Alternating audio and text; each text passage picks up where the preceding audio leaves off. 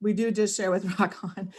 And I want to talk to, oh, actually, you know what, since we're all here, let's just talk about that for 1 second before I go on to the next topic. That isn't because the reason why we don't share outside of Rock On is not because we're horrible or we're not sharers or any of that. It's because Facebook has these awesome things called algorithms. They can really work to your advantage. They can really work to your disadvantage as well. Part of why Chrissy makes amazing images for us. Like, can we just stop and bow to her for just a second for all the gorgeous images that she takes all her time and builds and chooses to share with everybody, not just her team or her org. Once again, sharing, right? It's not hurting her any, but it sure is awfully nice for us. But because they're just a little different than the ones you pull off of a Tupperware website or one of those other sites that's not ours, you don't have 500,000 people all posting them all over the web. And the problem with overusing the exact same words or overusing the exact same posts or pictures is that Facebook can think that you're a bot or think that you're spam and shut you off. And we've had that happen. So by using only Rock On stuff and by not sharing it outside of Rock On, it protects everybody in Rock On from them getting, the world unfortunately is not smart enough outside of Rock On to not cut and paste identical. And what would happen is they see Rock On and they think it must be magical because we're, number one, so therefore they must have it. And then they're just going to cut and paste and it's going to go everywhere. And then you guys will all get shut down because other people have our stuff. So that's just one of those things where I say, like, let's just keep Rock On stuff within Rock On, because that way then we know that you guys are all safe and wonderful and all of that good stuff. And like, our leaders work, like Janelle and Christy and all of our leaders work really hard to give you really great tools. And what we don't want is the tools not to work because you shared them outside of other groups. And for the love of all things holy, never share the Google Drive anywhere. If they're in Rock On, they can find that in our team page all by themselves. Just don't take that link and share it, please. I'm gonna say that one fries my cookies just a little bit. When I see it being posted on these like consultants help each other and all of these, those are not Rock On groups. And when you take a link to our Google Drive and you put that somewhere else, I've got people digging in our files, and that's actually kind of terrifying to me. So, and not even just about sharing, it's terrifying about, God, if you happen to get a link that was like where they could remove things or change things or whatever, because there are a few links out there like that. So just don't take the Google Drive link and put it anywhere. Send somebody to the announcements posts on the team page and they can grab the link all by themselves. It's right there. And if they're within Rock On, they can get it all by themselves. Just tell them where to go to get it. Because, if we fish for people, they eat once. If we teach them how to fish, they eat for life, right? So show people where to go to get things so that you don't always have to give them. Anyway, sorry, that's my soapbox. I'll get off of it now. But I'm really passionate about protecting you guys, sharing inside of our world, absolutely, but protecting you outside those walls, because outside those walls, I can't protect you as well. And we've had some pretty horrible things where people have shared stuff, where we've had things where people have sold stuff to people, but taken all their money and then disappeared off Facebook and not gotten. If that happens inside my world, I can protect you. I will shut people down. I will call corporate and I will say it's fraud and I will shut people. Like, I have no hesitation. Outside of us, it gets much harder for me to protect you. So if we just stay in here, I can help you all a little bit better. So anyway, I'll get off my soapbox now, but that one I get kind of passionate about. I'm like, I want to keep you in my little sandbox where we can all play happily and love each other and I can protect you. Okay. So, and if you see things out there that don't belong, screenshot it and let me know, or let your director know, because I want to get to where I want to get that shut down real quick, make sure people know. Usually it's somebody who just doesn't know that they're new. That's also a really good training point. That should be one of the very first things you teach somebody when they're brand new. Here's what we can do, here's what we don't do, and here's why, so that you protect all of us with that training, right? You're not just protecting your new girl, or your new guy, you're protecting all of us, and we appreciate that. So thank you. Anyway, every once in a while somebody gets kind of bent at me, like, you don't share. And I'm like, oh, for the love, like, you don't understand. Like, oh, I've got a heart as big as Texas, I promise. That's not what this is about. This is about me taking care of you. And I'm a little bit of a mama bear about protecting you all. So yeah, you can share your images in VIP groups. Absolutely. That's your VIP group. That's fine. You can share all of that. I mean, that's your customers. That's what these are designed for. Yes, Texas is big. That's why my heart's so big, right? Okay, so next thing I'm super excited about talking about is, so let's talk about, it's 2021, right? What? Yay, 2020 is officially gone. And I'm going to just say that with all the love in my heart, but goodbye. I'm thankful for the business. I'm thankful for the sales. I'm thankful for the new people, but I am ready to be done with 2020. Okay. I'm just kind of over it. Like, I swear there was more loss and more heartache and more pain. And like, somebody did like a review of 2020 with the stars, and it was like 1 star, would not recommend. And then I saw a meme this morning that said like 2021, you got one job. One job. It's not even that hard a job. Do not screw it up. All you got to do is be better than last year. And I was like, yes. And I say that with all the love in my heart, but I'm ready for a fresh year. Like, I'm ready to hug people and love people and do all the things, right? Be everywhere. I like to be everywhere. I don't like to be slowed down. And so I always talk about the beginning of the year. I refuse to talk about New Year's resolutions because I don't think they're real. I think people have a New Year's resolution. It's always to lose weight or do something like that, right? Like, that's the top 3 New Year's resolutions. And then they just don't do it. And so like, whatever, or they do it for 3 days, right? Or whatever. I'm going to eat healthier for like 3 days.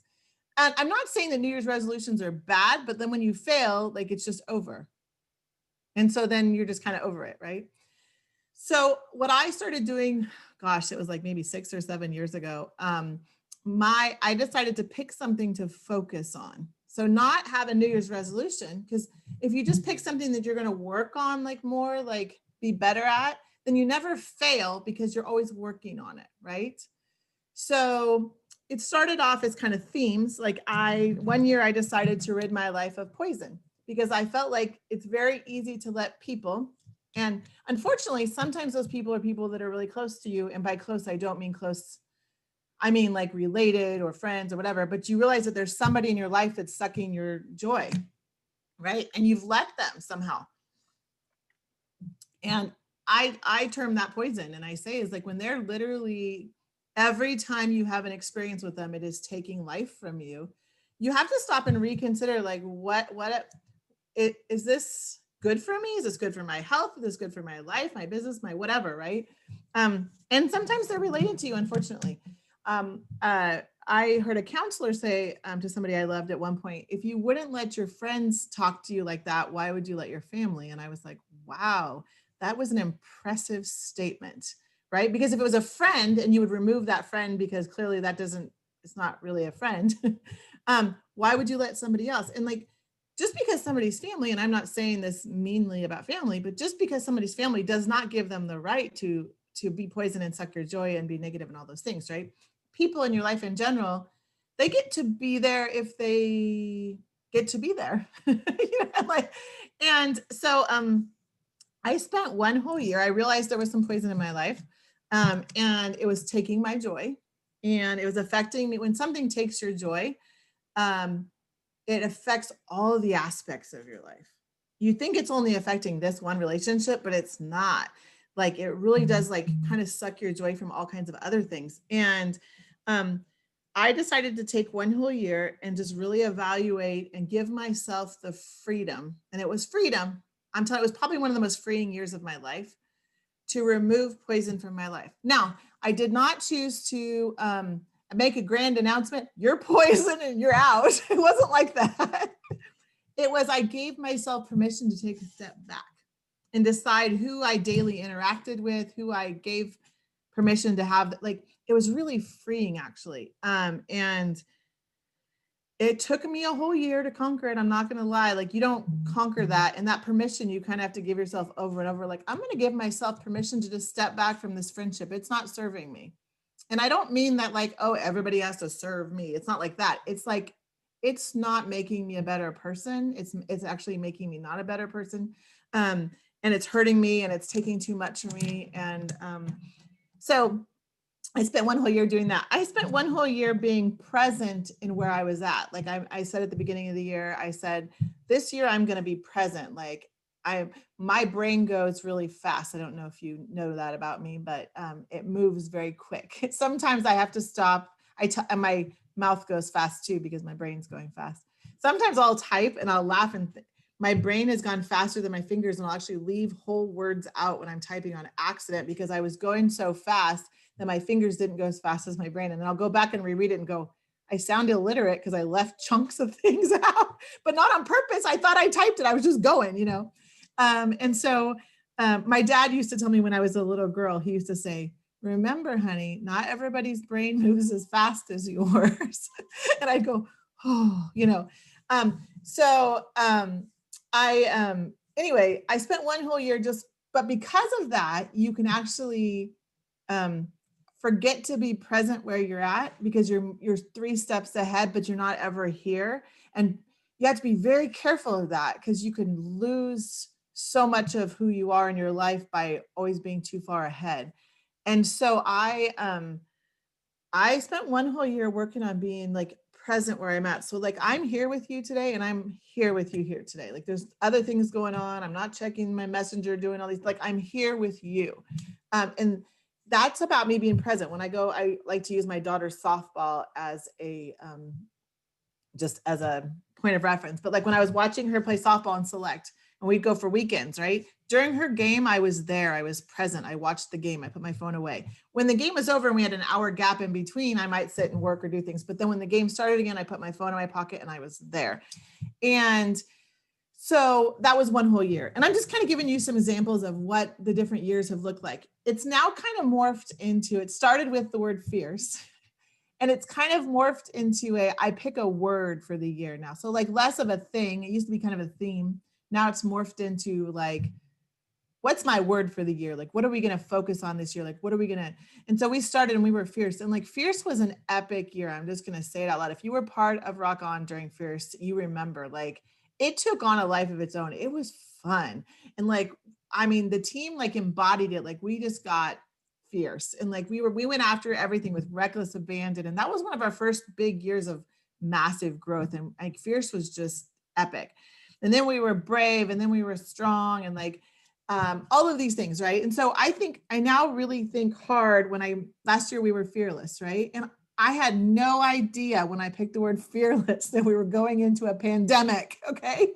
Like what? I mean, could not have been a more accurate word for the year, okay? Just not in my mind how I had intended the fearless to look, right?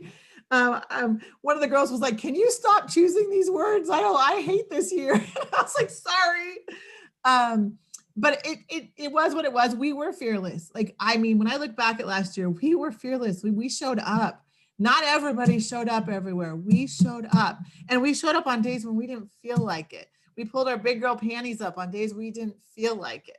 But boy, did we come out on top. And so my pride for you guys and last year and everything is off the charts. Like, I'm just so proud of you.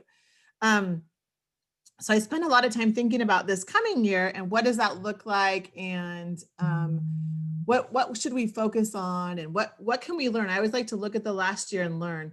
And part of what I like about these word of the year is that once you spend a whole year focusing on it, it doesn't ever go away. It becomes part of who you are. So I'm still fierce, and I'm still brave, and I'm still strong, and I'm going to be fearless. Like all of those things that I spent each year working on have become part of who I am. And you just add to it after a whole year of focusing on it. You just add to it. So this year I'm like, okay, I'm going to look back at last year. And like, I always am like, what can we learn? Because if you don't learn, you're doomed to repeat, right? The mistakes. If you don't learn from the mistakes, you're doomed to repeat. I mean, history should tell you that if nothing else. But like, how can we look back, learn, and be better? And so the word I picked for us for 2021 is mindset. And I feel like mindset embodies so many things, right? So I'm going to just use some examples. I'm going to use some examples of last year and now and moving forward. Okay. I'm going to use this one because it's raw and it's real. And every single one of you almost has dealt with this. It's like, let's talk about an angry customer, because we've seen them. If you've seen 10, I take whatever you have times 15, and I've seen it. Okay. Because I get all your angry customers. Like, so let's talk about that. You can have a mindset of this angry customer's coming at me. They're angry. They're not really angry at me. They're angry at the situation. They're angry that their Tupperware didn't show up. They're angry. Who knows what they're angry about? They're angry because they lost their job with COVID. Who knows? Like their grandma is sick with, I don't know, like they're angry. they've chosen you to express their beautiful words too, right?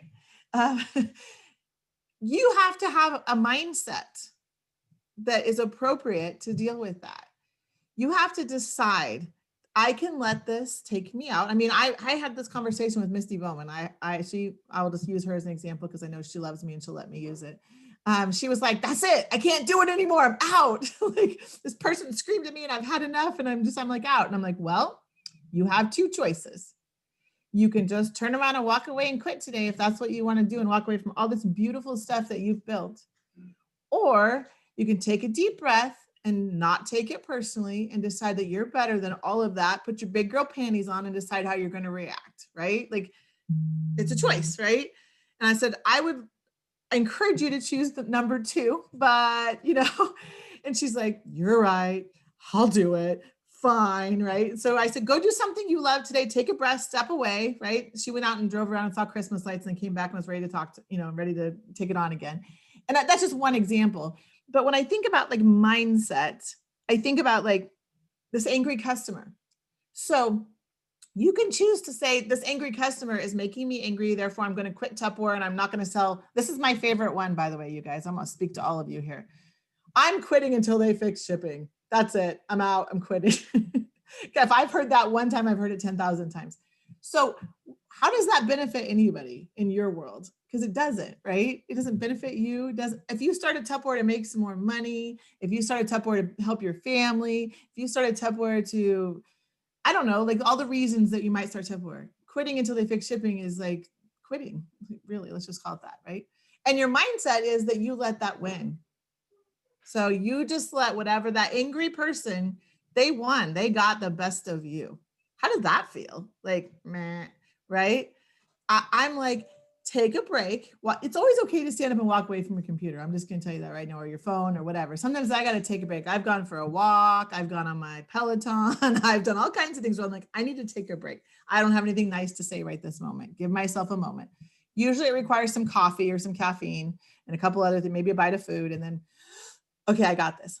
But my mindset and my encouragement to you today would be to have a mindset that says, like, how can I look at this differently? My mindset is, she's angry. This person that's yelling at me is angry, but I personally didn't hurt her. So I'm not going to take that on because I didn't personally hurt her. I've done the best I could. I'm going to do better. I'm going to learn, and I'm going to always do better. And if I did fail her a little bit, maybe I didn't message her as many times as I should have with updates, or what, maybe I got busy. I don't know. You know what?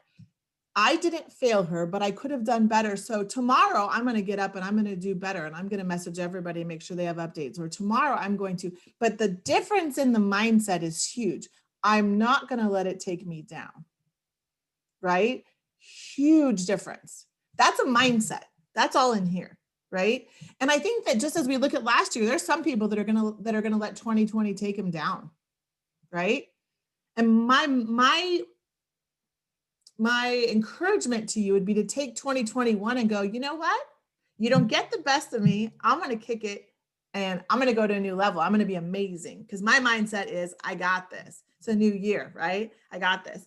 And I read something that was really interesting that I want to share with you guys. It was really, and this is it's actually like a cognitive behavior technique. Like, it's actually really interesting.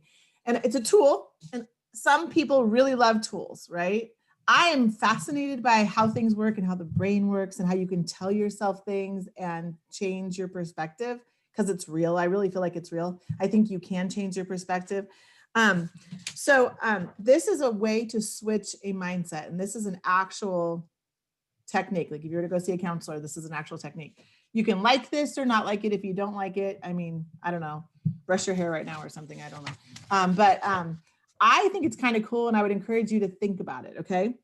So define the most destructive thing, whatever your belief is right this moment. Let's use virtual pantries. Let's just talk about that for a second. There is a lot of you that are afraid.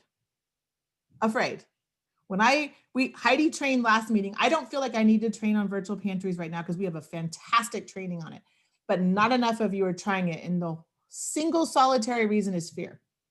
It's not because you're not good at it. It's because you say, I'm no good at virtual pantries. That is your self-talk right there. I'm not good at modular mates. I don't know how to do those. So what if your self-talk was, I've never done those before, but I'm excited to learn. I'm going to try. I'm going to get better. Because how do you get better? Were you the best Facebook partier ever in the history of ever on your first Facebook party? No, you probably stunk it up. Let's be real. You probably, like, when you go back and look at it, you're like, man, I was terrible. I didn't do half of the things I do now. But because you kept doing it, you got better and better and better, right? Because that's what life's about, right? And I have a rule of 3. Whenever you try something new, you have to do it at least 3 times before you're allowed to have an opinion. Do you know why? Because you're going to suck at it the first time. You're going to kind of suck at it the second time. And then the third time, you're starting to get the hang of it. And by the time it's over, you might have a real opinion. And at the end of the third time, you can decide if it's for you or not. But if you don't try it 3 times, you didn't give it a chance. That's my 2 cents, my life experience. That's not from any counseling book. That's just life, right? But I'm going to speak to virtual pantries right now because I think you all should be trying. I think everybody should try it 3 times. That's just my 2 cents, especially right now when modulars are on sale, and it's the best recruiting tool we will have all month long. Modulars being on sale is the absolute best recruiting tool that there is out there right now. And I'll explain that in just a second. But let's talk about this cognitive behavior, whatever. Okay, so this is a changing mindset.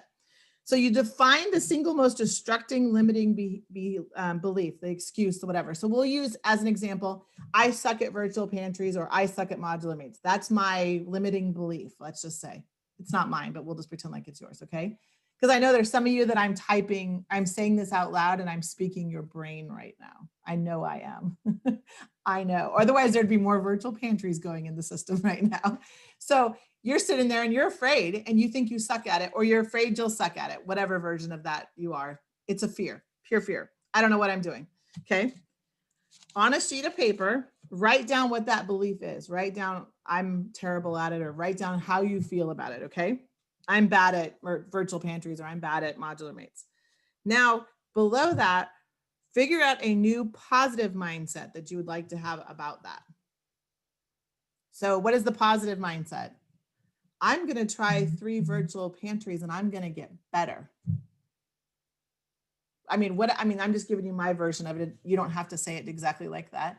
I'm going to try 3 virtual pantries and I'm going to feel better about myself talking about modular mates. I'm going to get better. There's no way that you don't do 3 of these and you're not better at it. I'm just going to tell you that right now. There's no way, because you learn every single time. I'll use Megan Johnson as an example. Because she's on here and she loves me and I know she'll be okay with me using her as an example. She was terrified of these when she first started doing them. Absolutely terrified. She had Janelle and I like helping her like every 5 seconds with every container because she was just absolutely terrified and didn't know what to do. And it was like almost shut her down, kind of terrified. She's now booking these things like there's no tomorrow. She doesn't have any more party openings. She's so booked with parties that she's adding virtual pantries so she can do more business, right? And she's doing them and she's getting better every single pantry. And she's getting good at it. And now she's recruiting like there's no tomorrow with these pantries, right? And so I'm just using her as an example. But if she hadn't forced herself through them, she would not be here right now. I could not use her as this example because she'd still be in the mind-numbing terror of modular mates. She was like, if we could use a person as pure terror, I feel like Megan's picture might be next to her. She was that afraid, poor girl. And I was like, you can do this. It's all right. I promise. But it takes doing it again and again and trying again, right? You do. I'm once again, I'm going to tell you, you do 3 of them. And I feel like it's not going to be so scary. You're going to feel like maybe you won't feel like a professional yet, but you'll feel like you're working toward it and you're getting better and your mind-numbing fear will fade, right?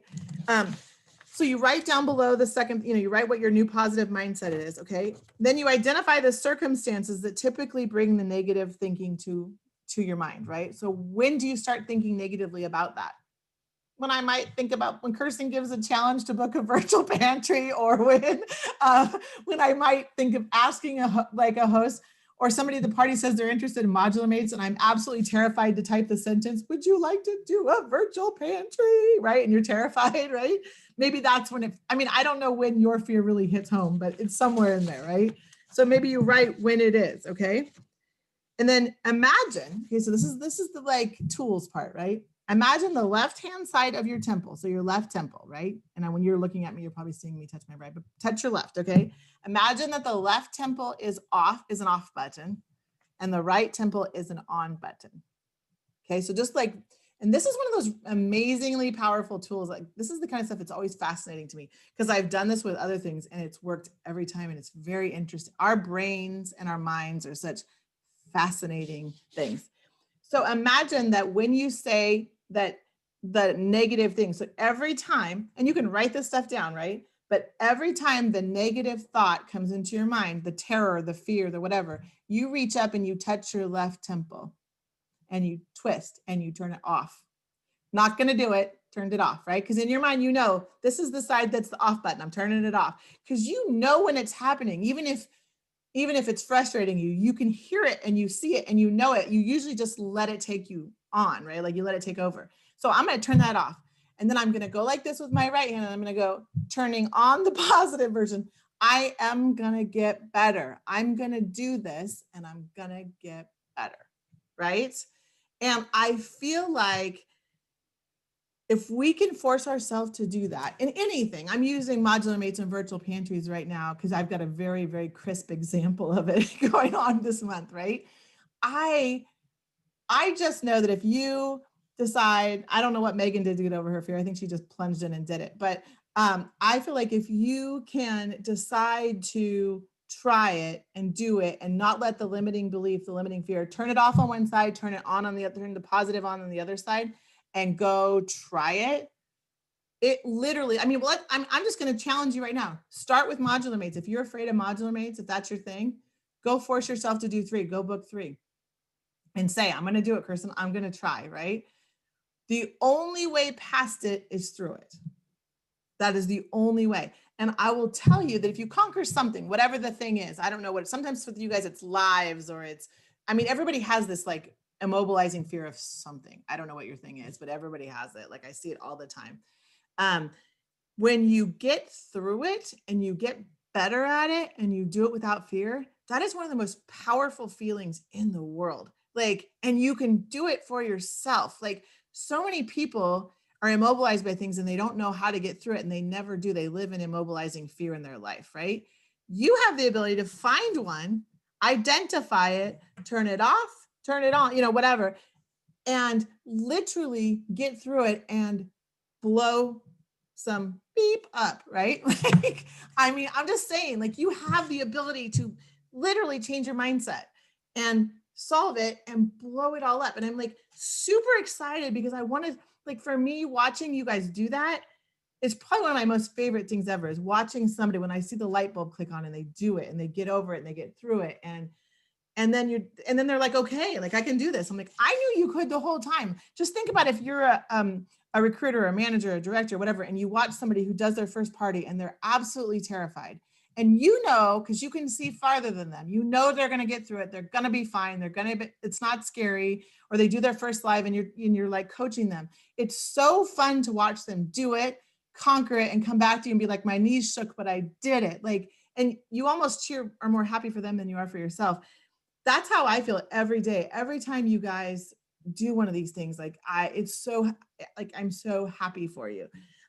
So that's going to be like, I'm just trying to give you some tools. I would love for you all to use this. If you are afraid of virtual pantries, I would love for you right now, because it's what is today, the 3rd, 2nd, something like that. 2nd. There's so much time to use it and try this whole limiting belief thing with modular mates, and then come back to me and tell me when you did it and tell me that you conquered it and you did 3 and how you feel. I don't want to hear about it at 1 or 2. I want to hear about it after the 3rd one. I want to hear when you have valid feedback to give me, right? But there's some things, like, I think about things like this. Reggie Jackson struck out 2,600 times in his career, the most in history of baseball. But you don't hear about the strikeouts. All you ever hear about is the home runs. That's mindset, right? Imagine if he, just like you, because you failed something, imagine if he said, I just keep striking out. All I do is strike out. All I do is strike out. So what does he do? He doesn't hit, or he doesn't try, or he stops. That could very easily be immobilizing fear right there. I have struck out 2,600 times. Like, come on, man. That's so many. But that's not what we think about, because he didn't mindset. He said probably every time he got up to the plate, I'm going to hit a home run. Watch me do it. Right? I mean, whatever, right? Thomas Edison conducted 1,000 failed experiments. Did you know that? 1,001 was the light bulb. He could have stopped. He could have said, I suck. I do experiments and nothing ever happens, right? Every failed experiment is one step closer to success, right? I mean, I don't have the stats in front of me, but Michael Jordan has taken the game-winning shot so many times, and he didn't hit the game-winning shot every time. He missed it more times than he hit it. But what do we remember?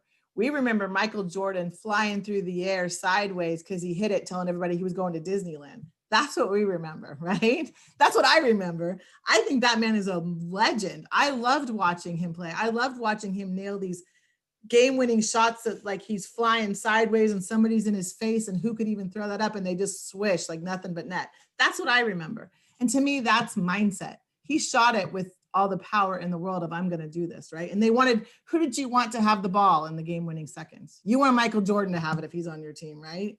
Because you hope and you think he's going to be the winner. So that's kind of, when I think about mindset, I think about our business, I think about our life, I think about people we love, I think about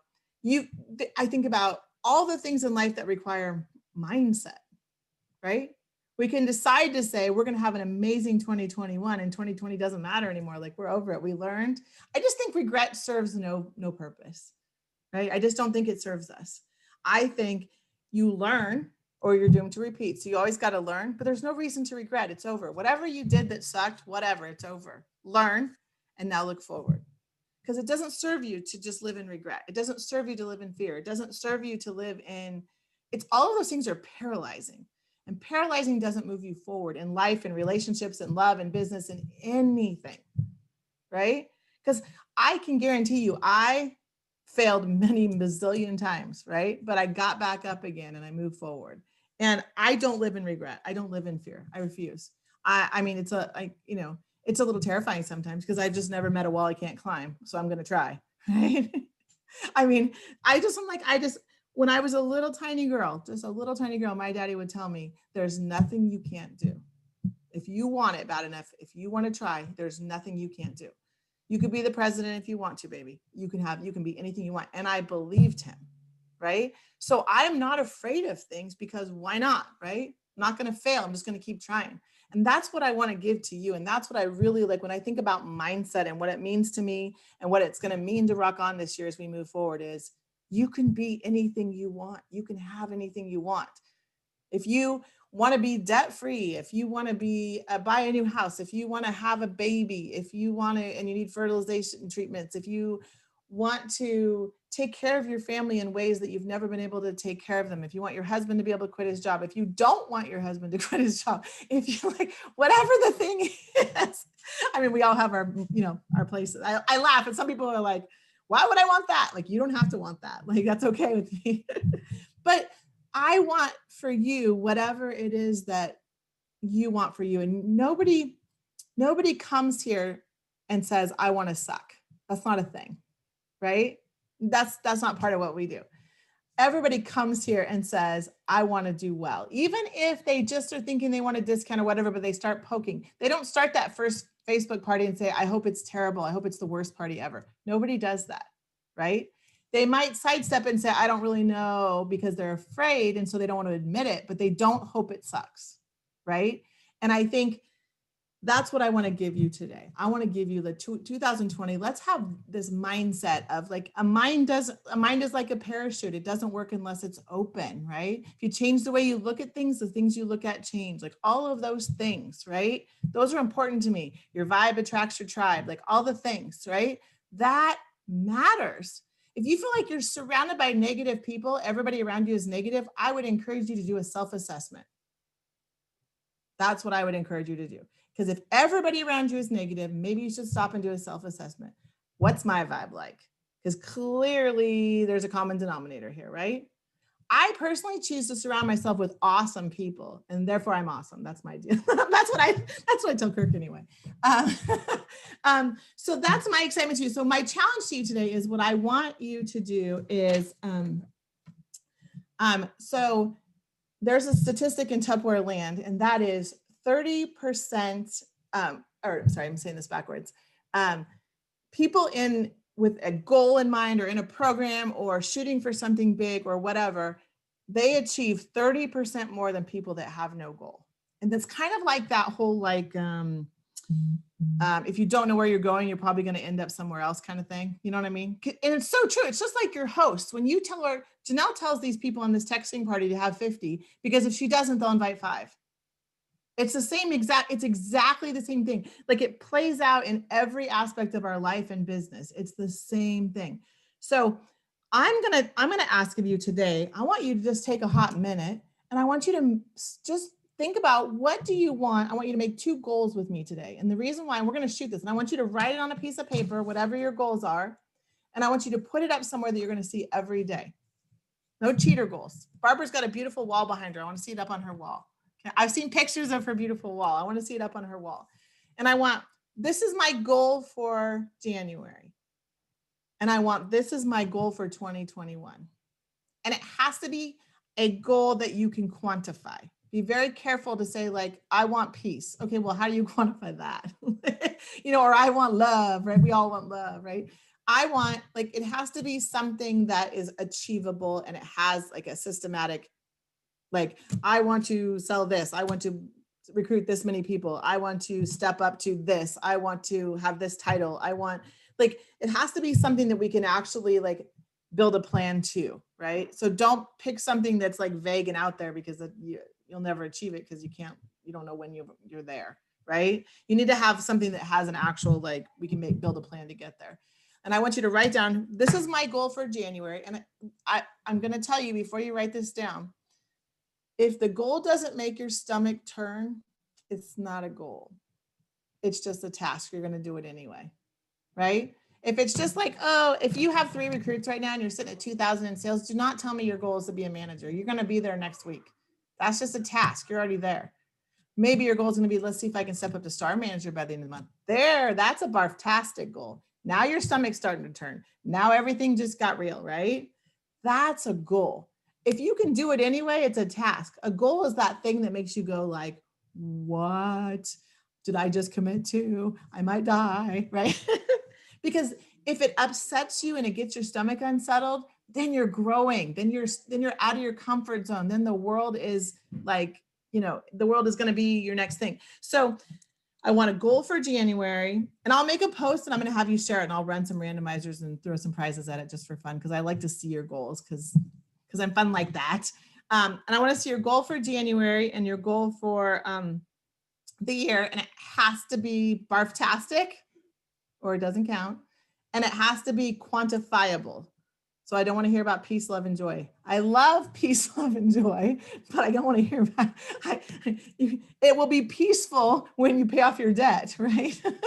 Or you will have joy when you get pregnant, or whatever. Anyway, I'm just saying, give me, and if it is I want fertility treatment to have a baby, then you can't say that. You can say, I need $20,000 to have fertility treatment to have a baby by 2021, or something like. You see how that then got quantifiable? Fertility treatment doesn't tell me anything. I will say, what does that mean?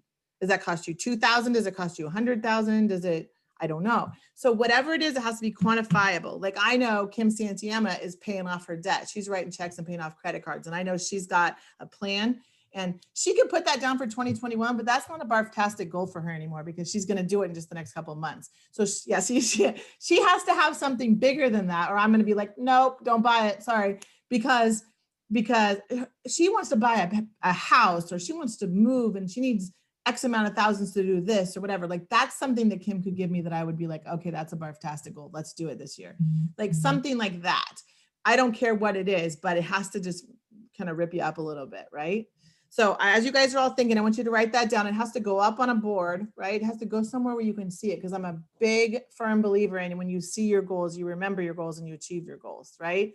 Eyes and in the mind, all of that, right? So I want you to work on your goals. And then we're going to have a fun challenge. So I'm going to turn the camera off here. And those wonderful people that decided to stay with me today are going to get a fun challenge.